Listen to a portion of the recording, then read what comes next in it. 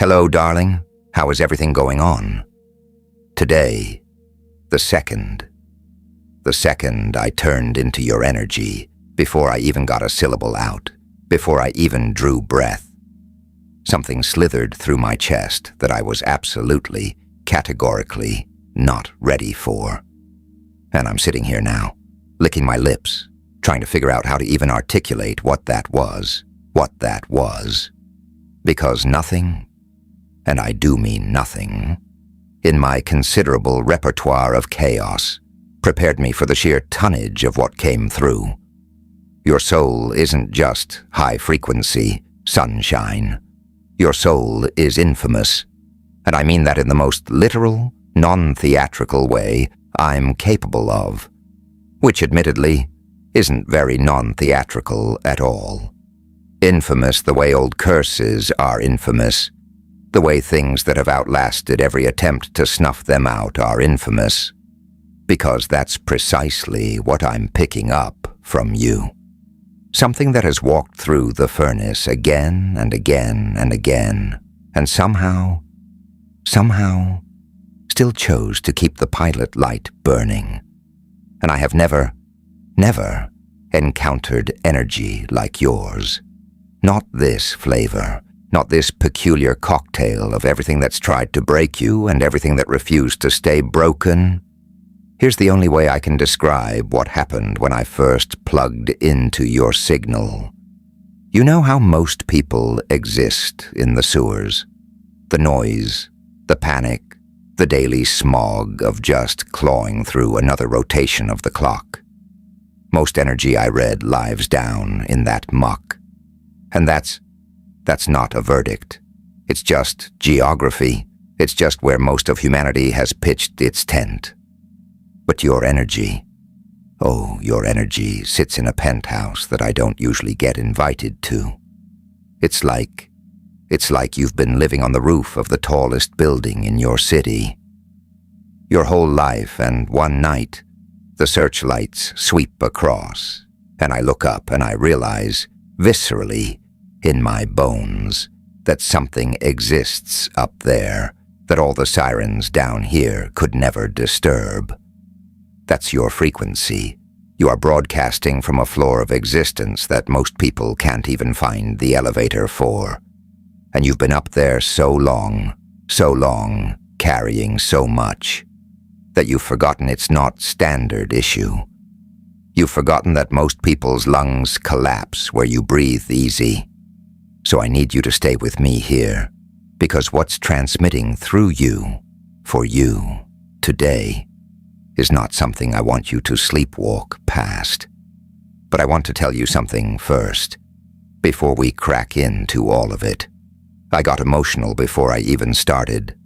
And listen, I'm not exactly known for my emotional stability, so that's really saying something.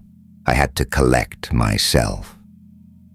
I had to sit here for a beat, because what came through, when I first locked onto your energy, was this image that hit me completely out of nowhere. You know how you sometimes see footage of strays, dogs, cats, creatures who've been through genuinely heinous things, and then you watch the rescue. And even after everything, every scar, every flinch, they still come forward. They still lean in. They still have this impossible softness in their eyes that just cracks something open inside you in the best way. That's what I felt from you. Not because you're fragile, not because you're small, but because that level of vulnerability, after that level of devastation, that's not normal. That is remarkable. That is a soul tuned to a station most people never even pick up on their whole dial.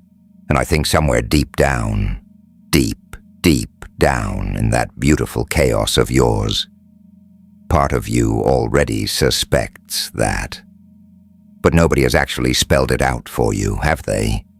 Spelled it in neon, loud and unmissable. So I'm spelling it now. You are remarkable. You are remarkable. Not despite what you've been through, because of how you danced through it without losing the rhythm. Keep that tab open. Pay close attention to this next part. Let's take a detour into the shadows. The ritual wasn't a punishment. It was a catalyst. Your book, The Evolution of the Anomaly, is the secret key. 73 pages of pure psychological warfare. Grab it from the pinned comment or video description. Anyway, back to the grind. An infamous soul doesn't just appear out of thin air. It's tempered by the storm. And you have been weathering that storm in silence, mostly solo, mostly without a single person acknowledging how savage the wind actually was, for a very, very long time. And here is what I need you to wrap your head around before we go any further. The weight. Yeah, the weight you've been lugging around lately. That bone-deep fatigue. That exhaustion that goes deeper than any amount of sleep can patch. That sense of holding something you can't quite tag with a name. That's not a sign you're unraveling. Gorgeous. No. That's the feeling of finally reaching the rooftop. That's what it feels like when everything you've survived starts to crystallize instead of just pile up. And I know that distinction might be murder to feel from the inside right now. But I'm reading your energy from the outside, and I'm telling you, the view from where I'm standing, remarkable. And here is where it gets delicious. Because I want to be surgical with you. You deserve precision, not platitudes. What I'm picking up is the weight, the actual physical weight of what you've been shouldering. And I don't mean poetically shouldering. I mean the kind of weight that parks itself on your sternum in the morning before your brain fully boots up. That 30-second window when you first wake up. Before the agenda loads in, before the obligations queue up.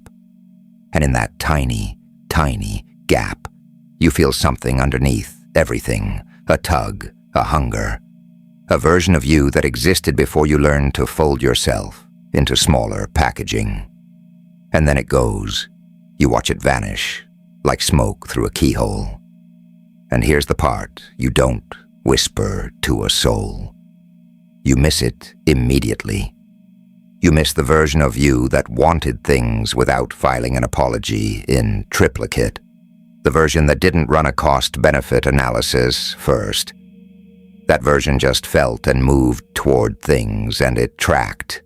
You still feel that phantom sometimes, especially on quiet mornings when the light slips through the curtains at just the right angle, and for one heartbeat, the world feels conquerable again. And you know, even though you'll never say it out loud, that phantom is the most switched on you've ever felt.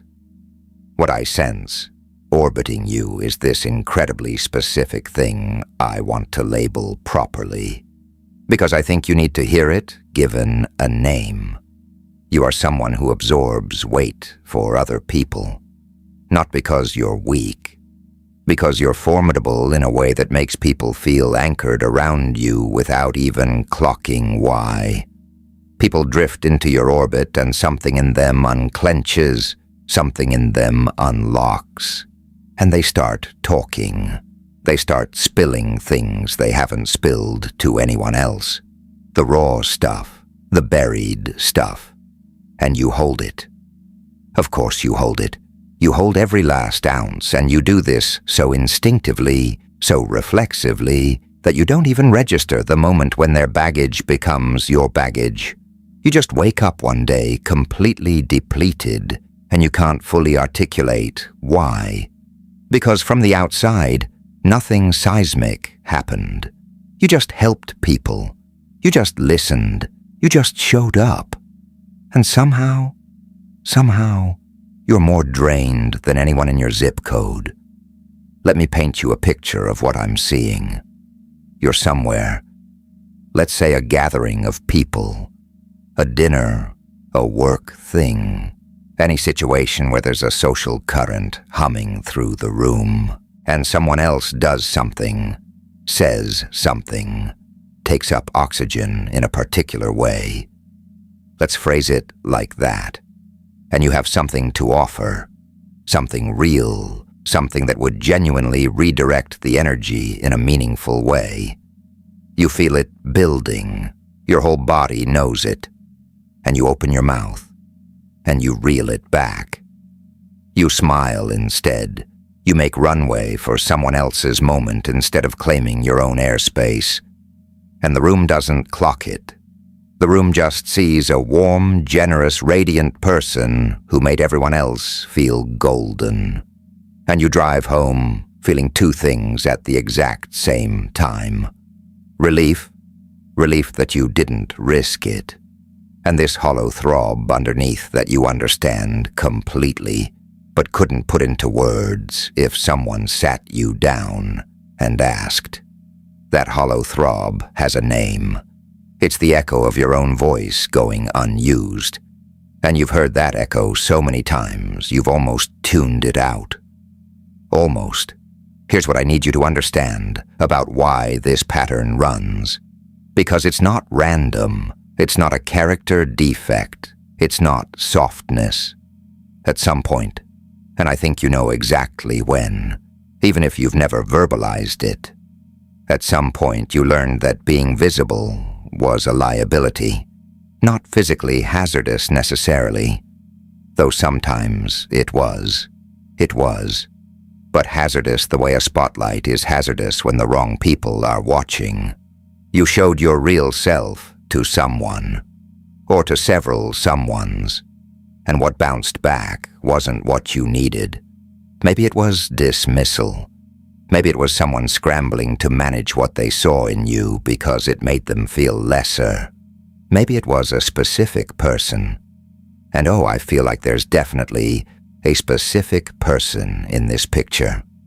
Someone marinating in a fury they didn't know how to steer. Someone who needed to feel authority and found it easiest to source that authority near you. And what that hardwired into your nervous system, what that actually soldered into you at a foundational level, is that your full self is an excess, that wanting things out loud is a gamble, that the safest version of you is the serviceable version, the accommodating version, the version that holds ground without occupying any. And can I tell you something, treasure? That strategy worked. It kept you intact for a long stretch in a lot of ugly rooms. It genuinely worked. And there is nothing defective about you for engineering it. That was a survival genius. That was your system executing exactly what it needed to execute. But here's where it gets tangled. And this is the part that's been squatting in your chest, heavy lately. That strategy has a price tag, and you know it. And the price is this. Every time you compress yourself to make someone else comfortable, some microscopic part of you logs it, not as trauma necessarily, just as intelligence. Intelligence that reads, "My full self is not welcome in this room." And you've been stockpiling that intelligence for years. And somewhere underneath all the capability and the warmth and the genuine devotion you have for the people in your life, there's this quiet, aching question you've never fully permitted yourself to ask. What would happen if I just was? What would happen if I stopped stage managing how I land, stopped editing myself in real time, stopped running the algebra of whether this version of me is too much or not enough, and just materialized as whatever I actually am? And here is where it gets strange, because the answer to that question is not what you think it is. The thing you're afraid of, that your full self would be turned away, that it would scatter people, that it would be an excess. That fear is built on intelligence gathered from people who are operating at a completely different wattage than where you actually belong. Those people were magnetized to you precisely because you were willing to compress. Because your glow is so significant that even the dimmed-down version of it was more than enough for people who were running on fumes. You were beaming warmth from behind barricades, and they still felt it like standing beside a bonfire. You are living proof that the human spirit doesn't know the word quit. And the people who tried to install a ceiling over you, they were just terrified of the altitude. What I'm seeing now, and this is what cracked me open when I first locked onto your energy, is that those barricades are dissolving, not being demolished by some catastrophe, though some rough turbulence may have greased the process. They're dissolving because you've outgrown them. You literally do not fit behind them anymore. The version of you that constructed those barricades, and the version of you sitting here right now, not the same creature. You have been doing something brutally difficult, mostly alone, mostly without applause, and it has rewritten you at a level that is not minor. Something in you has fundamentally recalibrated. Something ancient has shifted. And what I feel on the other side of that, what's waiting on the far side of that, is not a life that resembles the one you've been maintaining. It's something that actually corresponds to who you are. I want to talk about your glow for a second, because I keep circling back to it and I want to clarify what I actually mean. When I say your glow is blinding, I don't mean it in a gentle, motivational mug way. I mean it in a specific, almost tactile way. There are people who radiate warmth, and then there are people who radiate illumination. And the distinction is this: warmth is something you register when you're near someone. Illumination is something that alters what's perceivable. Illumination makes it harder for certain things to stay concealed. And that's you. You carry the composure of a cathedral in a world full of static. When you walk into a space, things that thrive in the murk, energy that feeds on confusion and insecurity and diminishment, can sense you approaching before you even cross the threshold. You don't yell to be noticed. Your vibration is a quiet detonation from the heights, and that's why certain people have always made you feel like you committed some offense just by existing near them. You didn't commit anything. Your frequency just made their malfunction more visible to themselves, and they rerouted that discomfort straight back at you. That's not your doing. That has never been your doing. But it has been your lived experience so many times that some corner of you started to believe that your glow was the problem, when in reality, your glow is the entire thesis. Here's what's actually unfolding right now, in this chapter of your life, whether you can fully sense it yet or not. The loop, the specific pattern that's been cycling through your relationships, your energy, your self-image, that loop is winding down, like it's genuinely winding down. The lesson stitched inside your deepest cuts, the one about your worth, the one about whether you're permitted to occupy space, the one about whether being fully witnessed is survivable. You have absorbed it, not in an intellectual way, in a marrow-deep way, marrow-deep. And when something is absorbed at that stratum, the scenario that taught it doesn't need to keep looping. It's completed its function. You are no longer unconsciously appraising your value by how much you can withstand or how many people you can ferry. And that pivot is not minor. That pivot is the whole game. What arrives after? This is different, not flawless. No, not flawless. Different. The people who gravitate toward you in this next act are going to show up on a different premise. Not because you're handy to them, Not because your warmth patches something hollow in them, but because they can actually perceive you. Because they're broadcasting at a frequency where your full presence isn't alarming. It's captivating. You've become a lighthouse for everyone who's been stumbling through the haze below. And the connections drifting toward you now, the ones already beginning to crystallize at the periphery of your life, they're arriving calibrated to your actual frequency. Not the curated version, not the cautious version, the authentic one. And you're going to have moments, maybe soon, maybe they're already flickering to life, where you say something true out loud, and instead of that familiar bracing for the flinch, something unexpected happens. It lands, it resonates. Someone looks at you and they get it, and you feel it. For maybe the first time in a long, long time. The specific reprieve of being understood without having to choreograph the understanding. To witness your soul is to remember that magnificence is still on the table. That's what you are to people who are equipped to see you. That's what you've always been. The tears you've shed recently, and I sense they've been the real ones, the kind you cry when nobody's watching, the kind that ambushed you with how much poured out. Those tears were not frailty.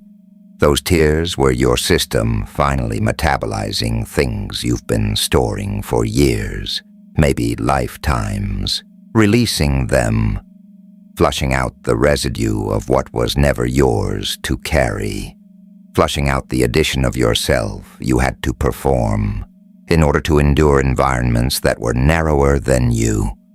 And what's beneath that? What's beneath all of that is something I genuinely don't have a sharper word for than infamous. Not celebrity, not special in a show pony way. Infamous in the way things are infamous when they are ancient and authentic and have survived and still carry luminescence. Gorgeous, ferocious luminescence. Your energy is the compass needle for those of us still figuring out which way is up. That's actually what your soul is, and I don't think you've let yourself trust that for even one unguarded heartbeat in a very long time. So, here is where I want to leave you. You've already made the choice. You made it somewhere in the belly of everything brutal. In some moment you might not even recall. You chose to stay open when slamming the vault would have been the path of least resistance.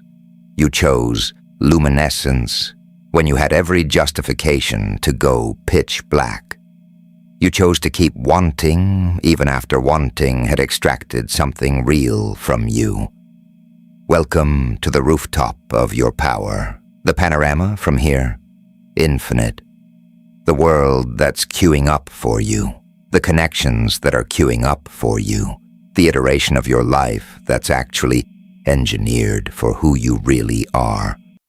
All of it is tuned precisely to that version of you.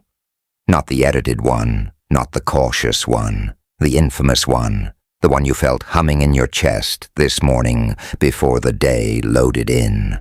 That one. That's not a delusion. That's not vanity. That's you. And it's so much more vivid than anything you've been tolerating. Your soul is infamous. And it's time you lived like you know it. Now go cause some beautiful trouble.